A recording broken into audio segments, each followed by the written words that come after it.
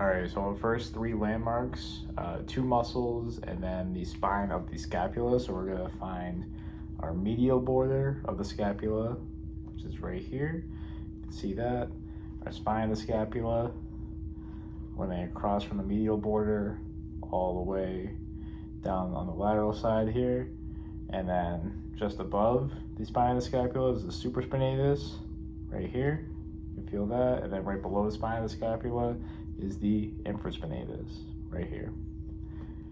All right, next we're gonna do the mastoid process, which is right behind the ear here, bony protuberance right behind the ear. And then from there, we can find the sternocleidomastoid. So if our patient flexes forward and then rotates, the sternocleidomastoid is a ipsilateral rotator. So it's just this really bulgy muscle right here going from the clavicle up to the mastoid process where we just were.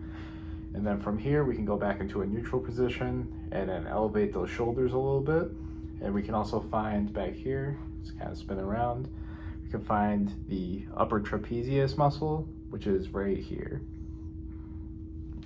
All right, our next landmarks are the linea alba, which attach the xiphoid process to the pubic symphysis down here. And it serves as, it's midline, and it serves as the most anterior part of the abdominal wall. So it just kind of goes all the way down here.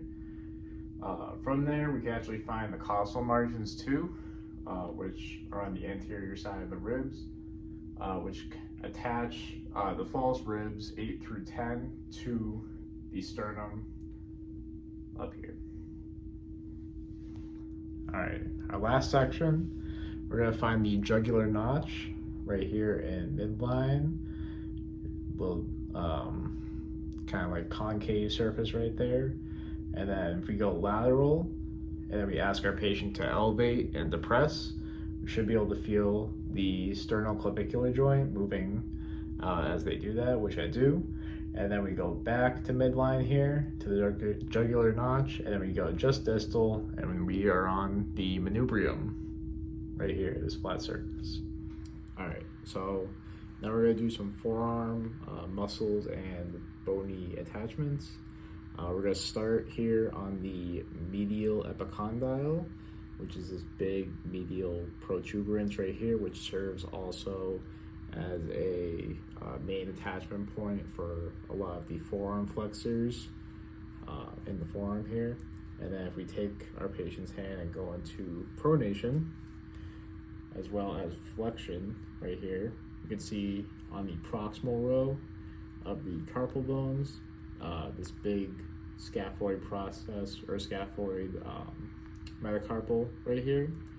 And then if we move towards the thumb and then ask our patient to adduct their thumb, we see right here the anatomical snuff box, which is consistent on the lateral border with the adductor pollicis longus, as well as the extensor pollicis brevis, and on the medial border, the extensor pollicis longus right here. Our last muscle is going to be the pectoralis major. So we're going to be on the left side of our patient here, just distal to the clavicle, kind of in this area here. And then we're going to know if we're on it, if we ask our patient to go into horizontal adduction, almost like you're in a bench press position. You can see that moving in between my fingers there. And that's how you know you're on it.